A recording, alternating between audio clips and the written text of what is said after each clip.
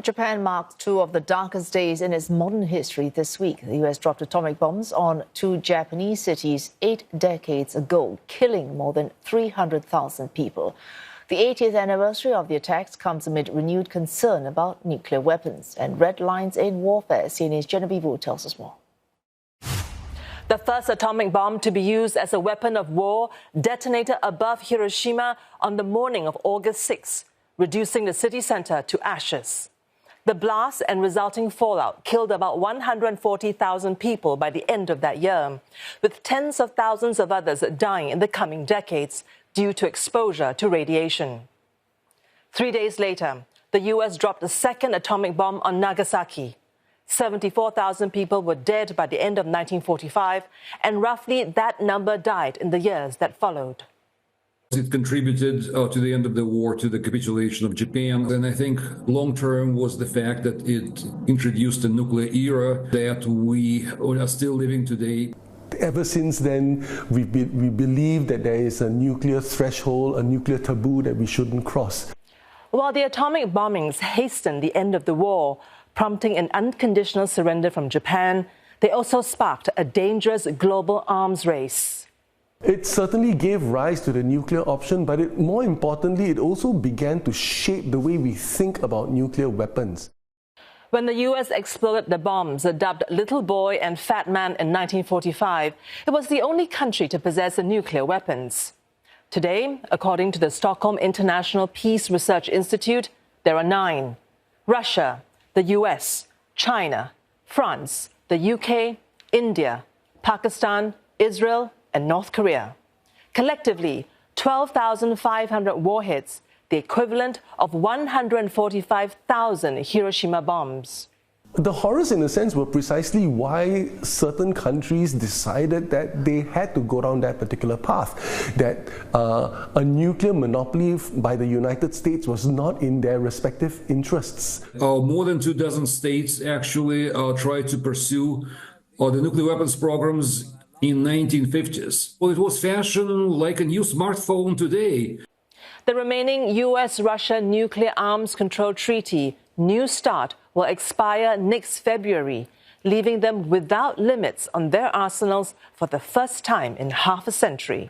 Given what's been happening, the war in Ukraine, given the recent attack on Iran's nuclear facilities, I think any new treaty to replace START 2 is pretty much dead in the water. Now, this doesn't necessarily mean that there's going to be nuclear proliferation again, but in a sense, it's going to be more unreigned nuclear world that we're going to be living in. There are signs of escalation globally. Experts say China is adding 100 warheads a year to its nuclear stockpile. India's use of the BrahMos long-range cruise missiles for the first time in combat against Pakistan in May signaled a new phase for the two nuclear-armed states. While the International Atomic Energy Agency says North Korea appears to be building a third uranium enrichment site in its Yongbyon nuclear complex, raising concern about what might be on the horizon in the south. South Korea finds itself in a fairly difficult security situation because it does have North Korea as a neighbor. Its public support for having nuclear weapons is actually growing. If we kind of contemplate the next candidate for nuclear status, especially in the region, yes, I would say it's actually South Korea. Away from Asia and in the Middle East, the U.S. attack on Iran in June, while designed to wipe out the nation's nuclear capability, may in fact encourage an acceleration there and elsewhere. The North Koreans will probably be putting greater attention on ensuring that their ballistic missile programs are accelerated. It's not to say that they won't continue their nuclear proliferation. They definitely will. I would bet a lot of money on Iran accelerating their nuclear programs. Iran has suspended cooperation with the IAEA and hasn't allowed any of the UN inspectors on site. It has refused to dismantle its nuclear program. So, which nation poses the biggest nuclear threat today? I would say it's probably going to be North Korea first. Russia second.